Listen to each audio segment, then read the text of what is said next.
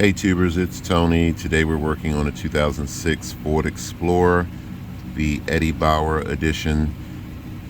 This process should be the same for just about any of the Ford Explorers that you're working on that has a power seat switch. One of the problems we're having today is we could hit the forward button on the seat switch and the seat would move all the way forward towards the glove box. But when you hit the seat to go in the reverse order, it would not work at all. If you hit the seat button to tilt the seat, it would tilt in everything else. So I want you to keep in mind that there are several motors under the seat of your Ford Explorer. There is a motor for tilting, etc. There is a separate motor for moving forward and moving backwards. You are probably going to see a number of videos on YouTube where folks will tell you that you need to take all of this stuff apart and test it with a multimeter and all that crap. I'm going to show you the quickest and easiest way to test this and see if it's your switch or if it's your motor. You can go to the auto parts store and purchase a new switch if you want to, but keep in mind, if you purchase a switch, in many cases, the local auto parts stores will not allow you to return your switches. Some auto parts stores will not allow you to return anything electrical.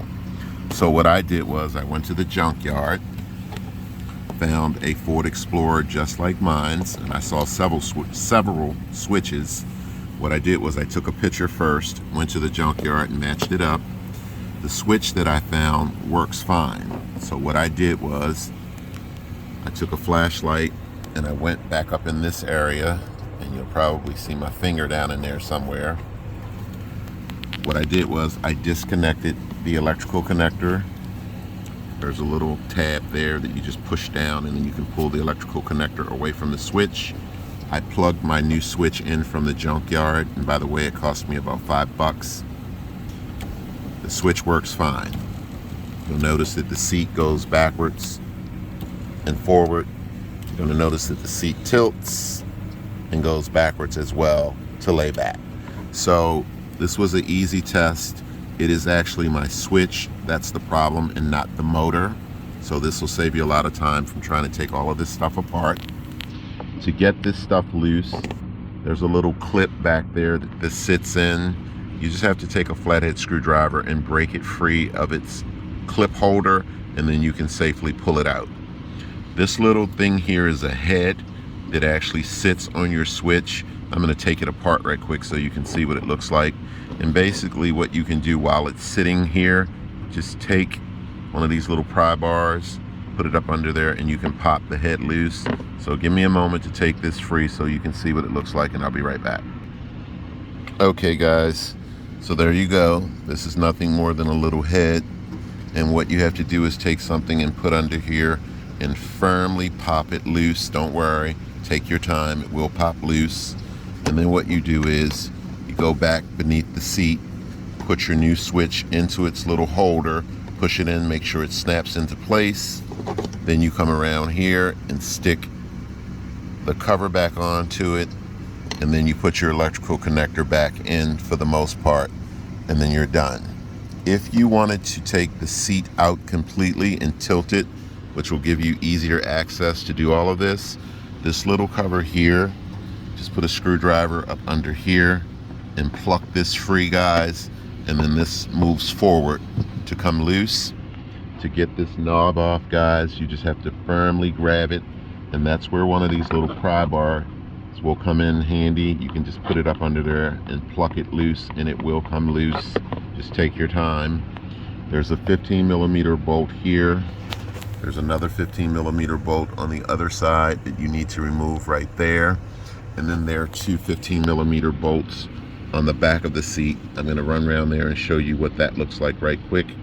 Also, you need to take a flathead screwdriver and pop in here, and this little piece right here will pop off. To remove the seat, there is a, I believe it's a T160 bolt or T150 bolt back there that you'll need to break loose to remove the seat belt, and then you can recline the seat. So let me show you what those other bolts on the back look like and how to access those. And for the most part, we're done. So keep in mind, guys, save yourself some money. Go to the junkyard. Look for a switch first. If you find that your switch does not work to move your seat forward and backwards, then more than likely it's the motor.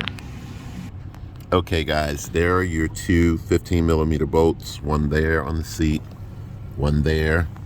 They are held in by a little cover that sits like this, and they have little pins in them, guys. You basically take a flathead screwdriver, a small flathead screwdriver, pop in there and pop this pin up, and then you can pop the head of the pin up, and you can pull the whole pin up.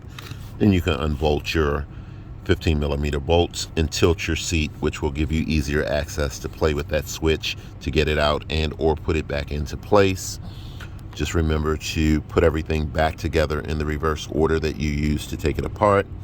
And for the most part, guys, that's how you test the switch without actually removing everything and taking everything apart, because you don't really want to take this stuff apart to test everything just to find out that it's really the switch and not the motor. Okay, so the easiest thing is to follow my steps to test the switch. And again, if you find that the switch doesn't work, then you'll know it's the motor, and then you can proceed back here to remove your 15mm bolts and take the chair out, and then remove the motor and all that good stuff. So I hope this video has been helpful and beneficial to you guys. Thanks for watching, and take care. And again, remember, it's 2006 Ford Explorer. It's the Eddie Bauer edition, but this process should be the same for any Ford Explorer or any vehicle with a power seat switch. Again, thanks for watching, and take care.